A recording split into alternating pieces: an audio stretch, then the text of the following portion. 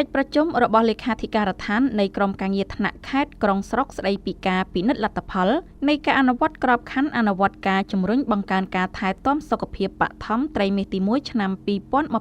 2025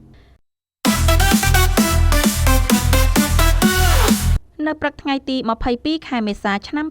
2025នៅសាលប្រជុំមន្ទីរសុខាភិបាលខេត្តព្រះវិហារមានរៀបចំកិច្ចប្រជុំលេខាធិការដ្ឋាននៃក្រុមការងារថ្នាក់ខេត្តក្រុងស្រុកស្ដីពីការពិនិត្យលទ្ធផលនៃការអនុវត្តក្របខ័ណ្ឌអនុវត្តការជំរុញបង្កើនការថែទាំសុខភាពបឋមត្រីមាសទី1ក្រុមអធិបតីភាពលោកគួងឡូប្រធានមន្ទីរសុខាភិបាលខេត្តព្រមទាំងមានការអញ្ជើញចូលរួមពីសំណាក់លោកស្រីប្រធានអនុប្រធានមន្ទីរអង្គភាពជុំវិញខេត្តកងកម្លាំងទាំង3និងអ្នកពាក់ព័ន្ធជាច្រើនរូបទៀតគោលបំណងនៃកិច្ចប្រជុំនាថ្ងៃនេះគឺដើម្បីពិនិត្យនិងពិភាក្សាអំពីវឌ្ឍនភាពការអនុវត្តក្របខ័ណ្ឌអនុវត្តការជំរុញបង្កើនការថែទាំសុខភាពបឋមរបស់មន្ទីរពាក់ព័ន្ធជុំវិញខេត្តអង្គការដៃគូអភិវឌ្ឍនិងអាជ្ញាធរមូលដ្ឋានព្រមទាំងពិភាក្សាពីបញ្ហាប្រឈមនិងដំណោះស្រាយរួមគ្នាដើម្បីដាក់ចេញផែនការអនុវត្តបន្តនៅត្រីមាសបន្ទាប់បន្ទាប់ពីបានស្ដាប់នៅបទបង្ហាញអំពីវឌ្ឍនភាពការអនុវត្តក្របខ័ណ្ឌអនុវត្តការជំរុញបង្កើនការថែទាំសុខភាពបឋមរបស់មន្ទីរសុខាភិបាលខេត្តព្រះវិហារក៏ដូចជារបស់អង្គការទស្សនពិភពលោកអន្តរជាតិ